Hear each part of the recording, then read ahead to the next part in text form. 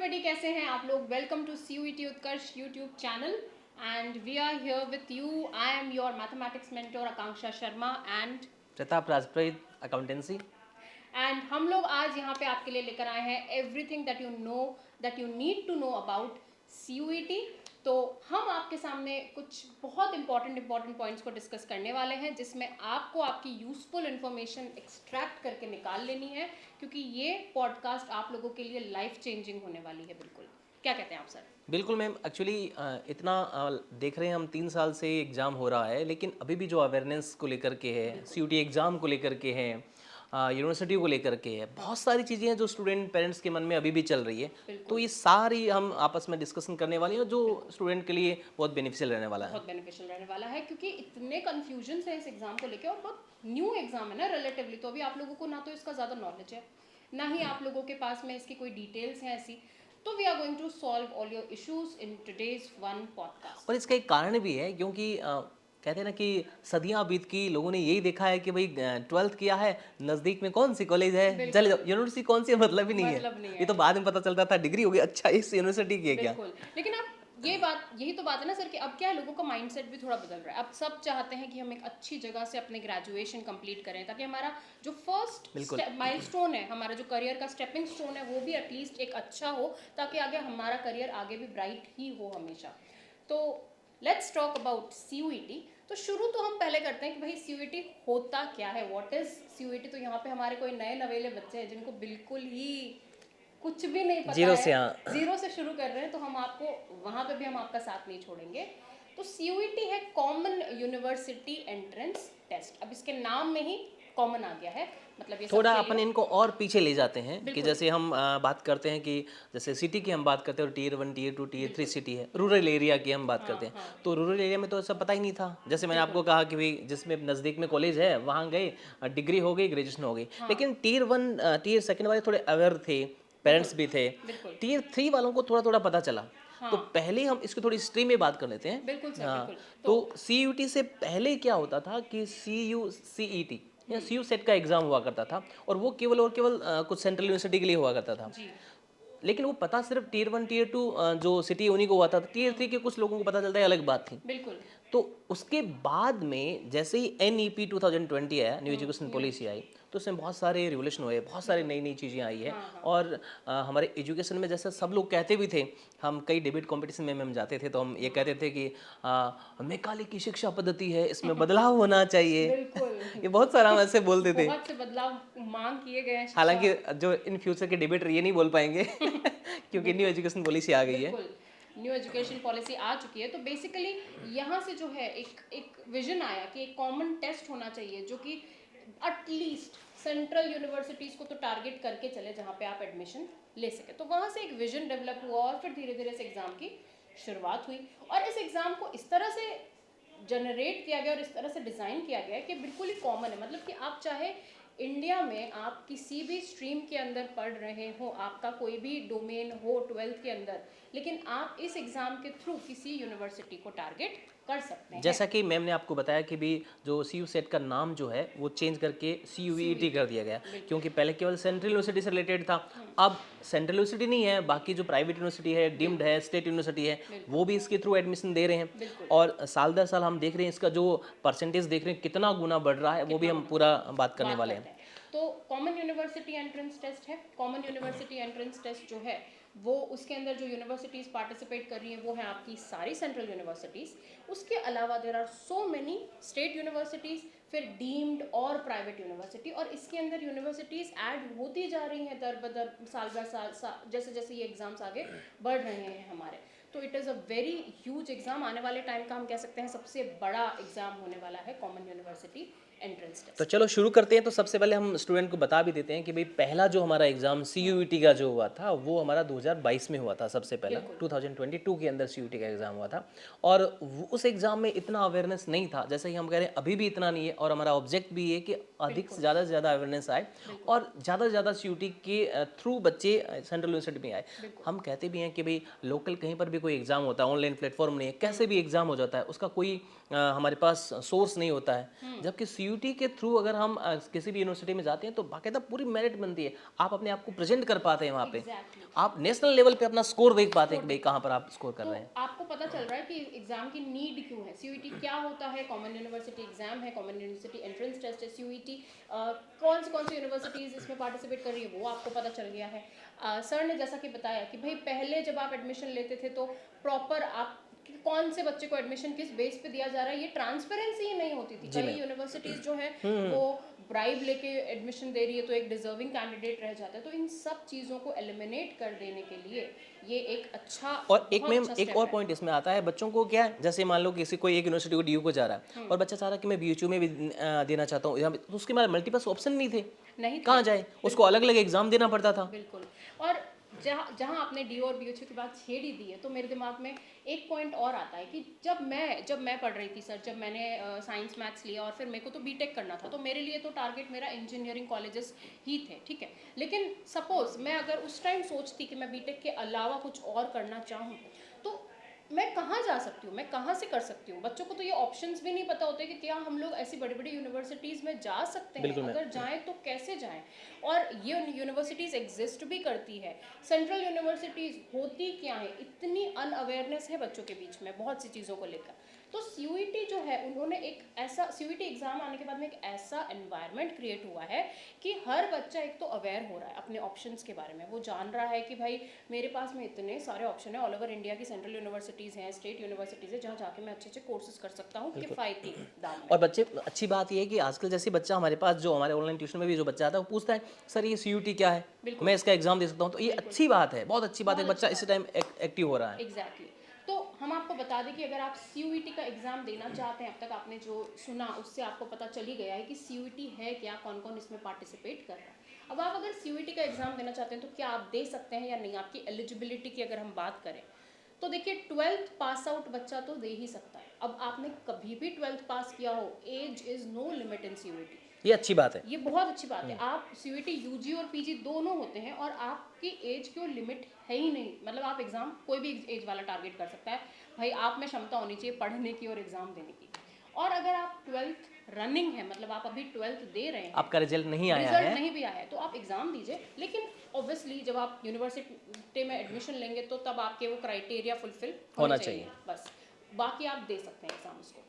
तो 12th के बच्चों के लिए है मोटा मोटा अगर हम बात करें तो 12th का बच्चा सीयूईटी का एग्जाम टारगेट कर सकता है। यानी कुल मिलाकर के जैसे हम 11 12 कर रहे हैं, मैं तो कह रहा हूँ 12th में आने से पहले 11th में हम एक्टिव हो जाएं बिल्कुल हो जाए। कि भाई CUT क्या है मुझे पता होना चाहिए। CUT आपको पता है, आपको अंडर ग्रेजुएट प्रोग्राम अगर आपको करना है तो उसके लिए एक आपका एग्ज़ाम होता है।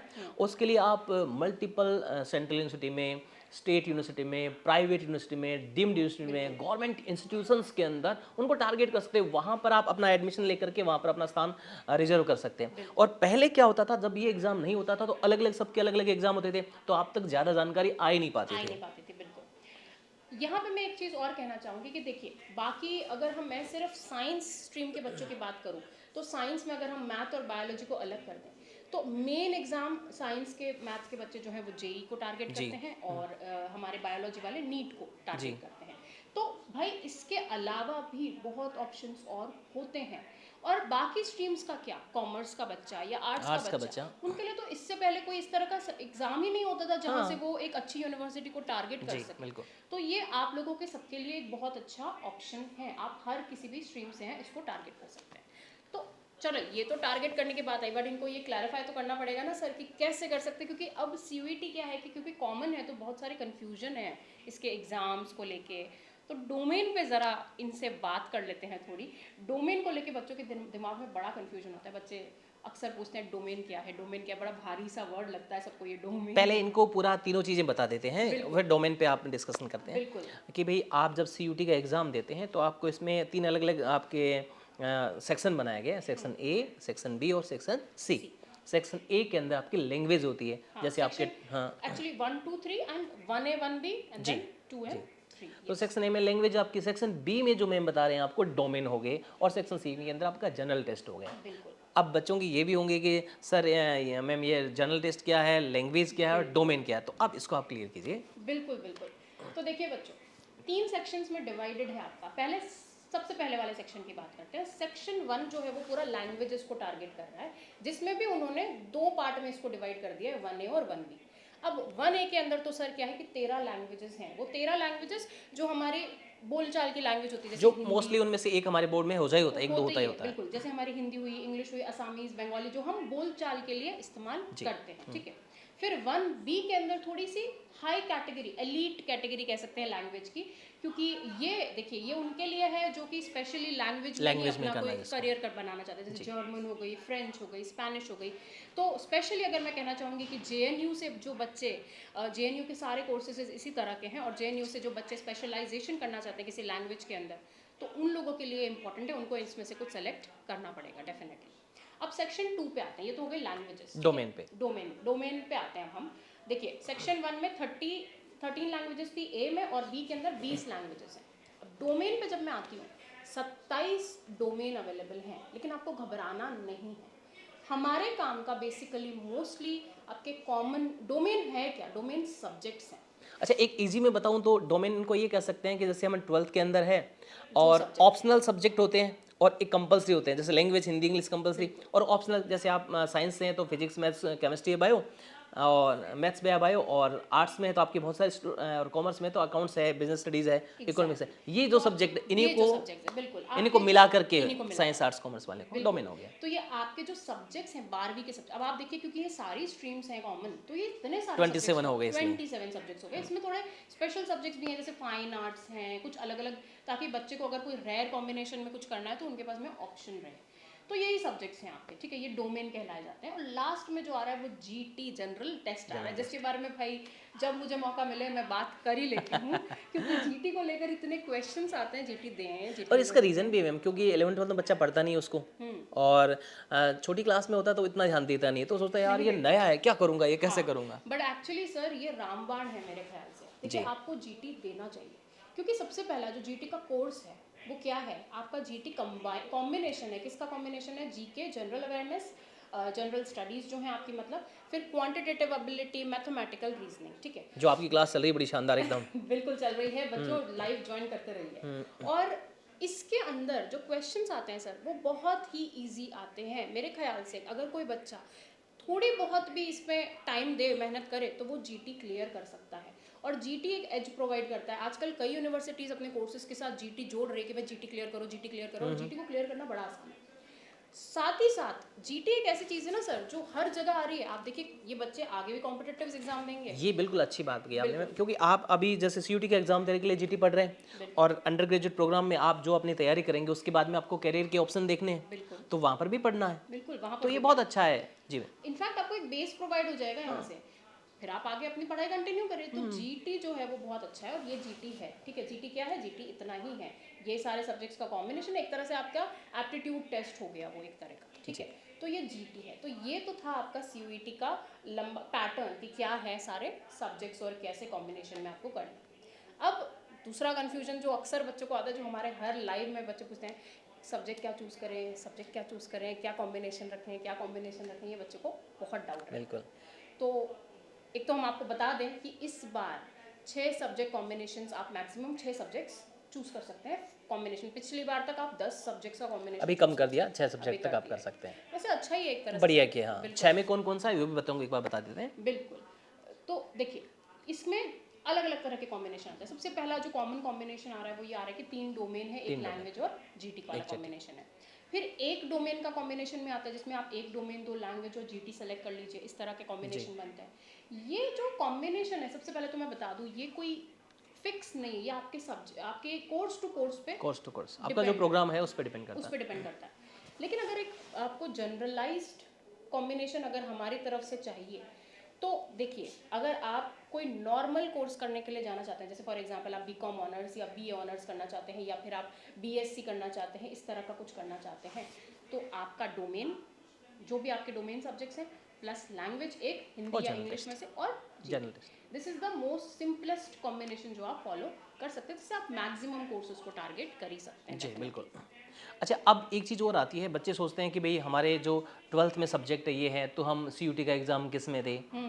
ये भी बच्चों के प्रश्न आता है कि मेरे कॉमर्स है तो मैं सीयूटी का एग्जाम कैसे दूंगा, आर्ट्स है तो क्या दूंगा, साइंस है तो क्या दूंगा, ये भी आता है। सीयूटी का एग्जाम देने के बाद में क्या मैं इसी स्ट्रीम में अंडर ग्रेजुएट प्रोग्राम कर पाऊंगा या दूसरे में बहुत कर से ऐसे पाऊंगा, बच्चे होते हैं जो बदलना चाहते हैं ये अपनी बहुत सारी चीज़ें बहुत हैं। सारी चीजें। तो इसके लिए स्पेशली आपको क्या करना होता है, जो हमें सीयूटी की जो साइट है वहाँ पर चेक करना है कि भाई मुझे ये करना है, तो उसमें लिखा होता है कि कौन सा इसमें आपके पास एलिजिबिलिटी आपकी क्या है, +2 में क्या होना चाहिए, क्या क्या आप कर सकते हैं, थोड़ा सा उसमें हमें मेहनत करने का मेहनत है। करनी पड़ेगी, मतलब आपको अवेयरनेस रखनी पड़ेगी। और देखिए इसके अंदर एक चीज़ और मैं पॉइंट करना चाहूँगी आपको कि ये जो आपका सब्जेक्ट होना चाहिए, तो अगर मैं बड़े तौर पे कहूँ ना, तो एक दिल्ली यूनिवर्सिटी ऐसी हाँ, ये यूनिवर्सिटी स्पेशली है, बता दो हाँ, बच्चों को। दिल्ली यूनिवर्सिटी एक ऐसी यूनिवर्सिटी है जहाँ पे वो चाहते हैं, उनका ये रिक्वायरमेंट है कि जो भी आपके 12th के सब्जेक्ट रहे थे वही सीयूईटी में आप डोमेन सेलेक्ट करें। जी बाकी कहीं पे ये इशू नहीं है, बशर्ते कि उसकी आप जो प्रोग्राम ऑप्ट कर रहे हैं उसकी एलिजिबिलिटी आप फुलफिल कर रहे बिल्कुल, ये बच्चों ध्यान रखना आपको जरूर जरूर। आप डीयू का अगर कर रहे हैं तो आपको 12th में जो है उनको स्पेशली वही आपके होने हो। चाहिए। बिल्कुल, जैसे कि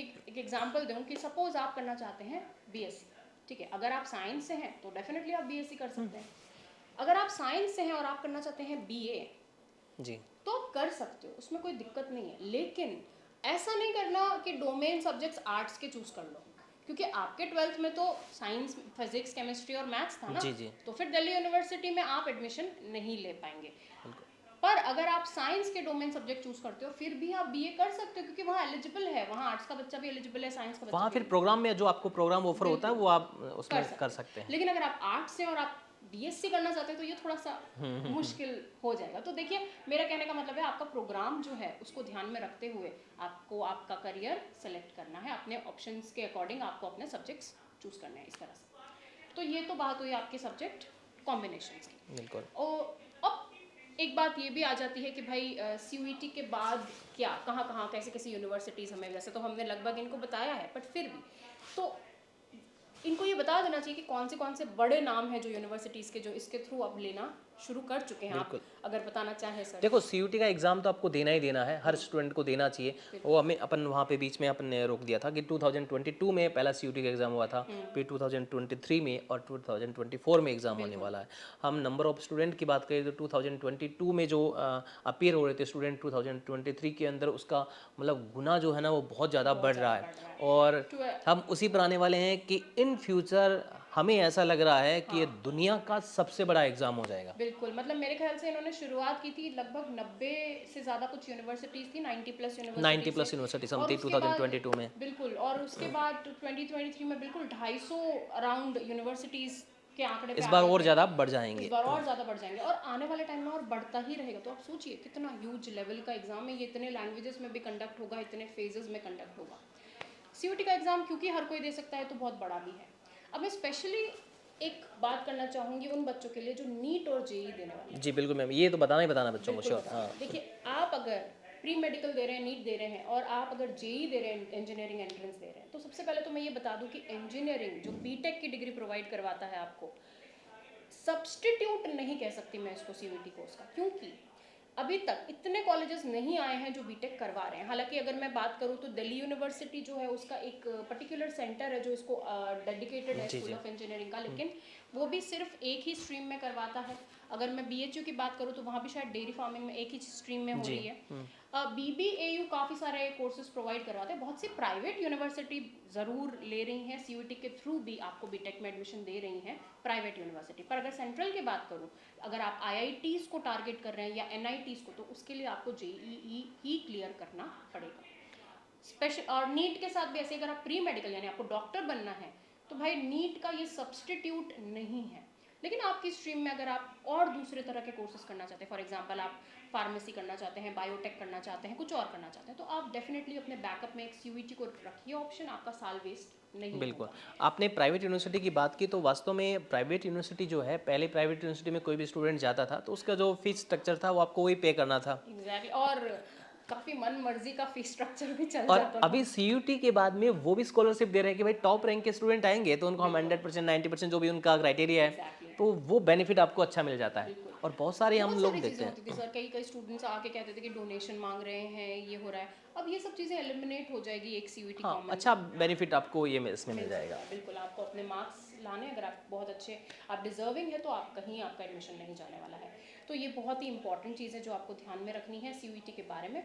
और भी जानकारी के लिए अगर आप CUET के बारे में और कुछ भी जानना चाहते हैं तो देखिए, हम टाइम टू टाइम आपके लिए सारे अपडेट्स अपने चैनल पे लेके आते रहते हैं। ऑल द टाइम हमारी टीम जुटी रहती है हमेशा। अच्छा, एक बच्चों का ये भी क्वेश्चन रहता है कि हमारा हिंदी मीडियम है, हमारा इंग्लिश मीडियम है, तो बहुत सारी ऐसी यूनिवर्सिटियां हैं जो हिंदी मीडियम में भी करवाती है, बहुत सारी ऐसी यूनिवर्सिटियां हैं जो इंग्लिश मीडियम में है, तो उसके वीडियो भी हम समय समय पर आप भी बनाते रहते हैं, हम भी बनाते रहते हैं। थोड़ा सा अवेयरनेस बढ़ाइए अपना, यूनिवर्सिटीज़ के बारे में जानिए। जैसे कि अगर मैं बड़ी बड़ी यूनिवर्सिटीज़ की बात करूँ जो CUET के थ्रू ले रही है, हमारी दिल्ली यूनिवर्सिटी हो गई, जवाहरलाल नेहरू यूनिवर्सिटी हो गई, बाबा साहेब भीमराव अंबेडकर, बनारस हिंदू, ये बहुत सी बड़ी सेंट्रल यूनिवर्सिटीज़ हैं और ये बहुत कम दाम में अच्छे कोर्सेज करवाती हैं और आपका करियर को एक बहुत अच्छा एज प्रोवाइड हो जाता है, क्योंकि वहाँ प्लेसमेंट्स के लिए अच्छे ऑप्शंस आते हैं। फिर सबसे अच्छी बात मैम क्या है, एक्चुअली क्या है कि कई बार बच्चों का यही कहना होता है कि जैसे हमारी स्टेट यूनिवर्सिटी है वो तो CUET नहीं ले रही है, तो मैं CUET का एग्ज़ाम क्यों दूँ भाई, मैं तो मेरे पास के कॉलेज में कर लूँ। भाई सबसे बात ये बड़ी है कि हम जहाँ से पढ़ रहे हैं,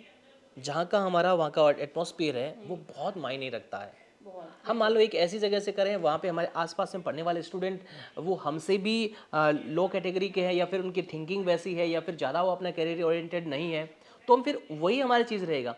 लेकिन हम ऐसी यूनिवर्सिटी से, ऐसी कॉलेज से कर रहे हैं जो बहुत टॉप लेवल का, जिसका इंफ्रास्ट्रक्चर इतना अच्छा है, जो ग्लोबल पूरी थिंकिंग रखते हैं, तो निश्चित रूप से आपका करियर 100% शानदार होने वाला है। Exactly. आपको एक एक्सपोजर मिल जाता है ऐसे एनवायरनमेंट में, आपकी सोच विकसित हो जाती है, बहुत इवॉल्व हो जाते हैं आप। और जो टॉप यूनिवर्सिटियों का आपने नाम बताए, उनका आप देखोगे ना, वहाँ से पढ़े हुए लोग कौन कौन है, कहाँ कहाँ है, तो आपकी आंखें फटी की फटी रह जाएगी। जितने भी बड़े बड़े पॉलिटिशियन हैं, जितने भी एक्टर एक्ट्रेस हैं, बड़े बड़े जर्नलिस्ट हैं, जितने बड़े बड़े लोग आप नाम देख रहे हैं आज अपने भारत में, आप देख लो, आप बड़े बड़े जो नाम देखोगे ना, उनको देखना वो कहाँ से पढ़े हुए हैं, ये देखना आप, बस इतना सर्च करना आप, तो आपको पता लगेगा कि कहाँ से पढ़े हुए वो। बिल्कुल। तो जब उनका वहीं से आपकी सोच इवॉल्व होना स्टार्ट हो जाती है, वो आपके लिए स्टेपिंग स्टोन है, जैसा कि मैंने कहा था पहले।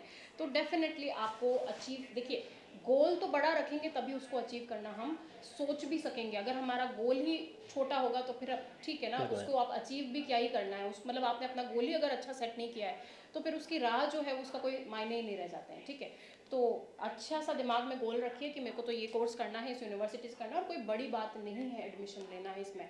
सबसे इम्पॉर्टेंट CUET का जो एग्ज़ाम है, जो आपके डोमेन होंगे, NCERT बेस्ड कोर्स ही है, NCERT से ही बहुत सब अच्छा पॉइंट आपने कहा। अब स्टूडेंट के दिमाग में ये भी आ रहा होगा कि भाई CUET का एग्जाम तो अलग से कुछ करूंगा क्या। भाई आपको जैसे जनरल टेस्ट है वो सबके लिए होगा, मान लो कि मैं एग्जाम दे रहा हूँ तो मेरे लिए, आपके लिए भी वो अलग है, तो बराबर होगी मेहनत। लेकिन आपने जो NCERT पढ़ रखा ना, वही एग्जाम आ रहा है आपका डोमेन में, वो कब आ रहा है, लैंग्वेज वो कब आ रहा है। बिल्कुल सर। और जनरल टेस्ट के लिए भी मैं आपको ये बता दूं, देखिए मेरे को बच्चे क्लास में भी ये पूछते हैं, जब मैं मैथ्स की क्लास लेती हूँ क्वांट की, तो बच्चे ये पूछते हैं मैम यही लेवल आएगा क्या क्वेश्चन का। अरे भाई आप सोचो, आर्ट्स का बच्चा भी एग्जाम दे रहा है, कॉमर्स का बच्चा, साइंस का बच्चा, बायो का बच्चा, तो ऐसा नहीं है कि सिर्फ आप PCM वाले ही उसका कोई एग्जाम दे रहे हो, सबके लिए वो तो सबके लिए, तो वो अपना लेवल उसी अकॉर्डिंग देंगे उसका। वो ऐसा नहीं है कि कोई बहुत ही भयंकर क्वेश्चन आपको ला के दे देंगे।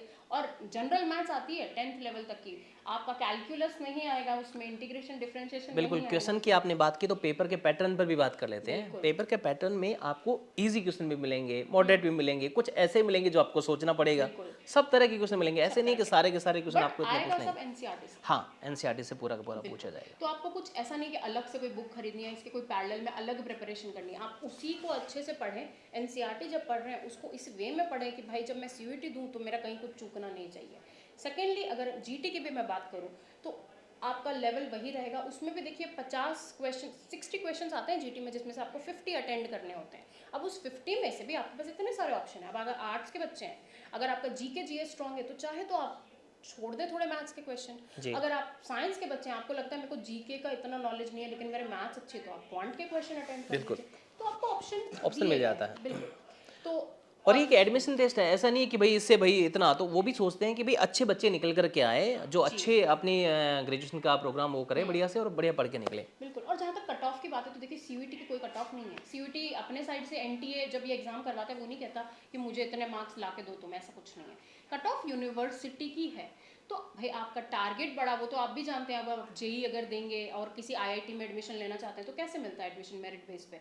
जिसकी ज़्यादा रैंक होती है उसको हाई रैंकिंग आईआईटी में एडमिशन मिल जाता है। उसी तरह से है, अगर आपके अच्छा स्कोर है तो आप बड़े बड़े यूनिवर्सिटीज टारगेट कर सकते हैं, वरना ऐसा नहीं, ऑप्शन ही नहीं है। बहुत यूनिवर्सिटीज़ है, 250 प्लस यूनिवर्सिटीज़ हैं भाई, तो बहुत ऑप्शन है। ऐसा कुछ नहीं है कि आपका एडमिशन नहीं होगा। तो बहुत ऑप्शंस है, बहुत अच्छी अपॉर्चुनिटी है आप लोगों के लिए। सीयूईटी को नहीं मिस करिएगा प्लीज़, उसका फॉर्म भरिएगा, एग्ज़ाम दीजिए। बिल्कुल। अब आपने फॉर्म की बात कर ली तो देखो 2022 का एग्ज़ाम हो गया, 23 का हो गया, अभी 24 का होने वाला है। अभी आप यदि 12th के स्टूडेंट हैं, अभी आपके एग्ज़ाम कुछ के बोर्ड में हो गए होंगे, कुछ के चल रहे होंगे। बिल्कुल। आप लोगों को अवेयर होना है, देखना है कि मैं कौन सी यूनिवर्सिटी में जाकर के अपना ग्रेजुएशन कर सकता हूँ, कैसे कर सकता हूँ और क्या क्या मुझे करना पड़ेगा। आपको अभी प्लानिंग कर लेनी है, लेकिन उससे पहले सबसे पहले ज़रूरी क्या है, आपको 26 मार्च से पहले फॉर्म फॉर्म भर देना है, नहीं तो फिर बाद में कुछ नहीं कर पाओगी। डेडलाइन है 26 मार्च, तो उससे फॉर्म तो पहले आपको भरो। फॉर्म भर देना। भर दो भाई, भर दो। हाँ, लास्ट डेट फॉर्म पहले भर देना। पोर्टल क्रैश हो जाएगा उस दिन का, बिल्कुल वेट मत करना। तो अभी सबको भर भरना देना है form। और अपनी तैयारी करनी है। तो लगभग हमने सब पॉइंट पर बात कर ली है, बिल्कुल डिस्कशन कर लिया है। और आप लोगों को जैसा कि हमने पहले भी कहा था, और भी किसी भी तरह के डाउट्स हैं तो प्लीज़ जुड़े रहिए सीयूईटी के यूट्यूब चैनल से, उत्कर्ष के, क्योंकि हम लोग यहाँ पे टाइम टू टाइम आपके लिए हर तरह की अपडेट्स लेकर आते रहते हैं। और अंटिल देन प्लीज़ ध्यान रखिए, स्वस्थ रहिए, मस्त मस्त रहिए। रहिए। Thank you so bye much. Bye.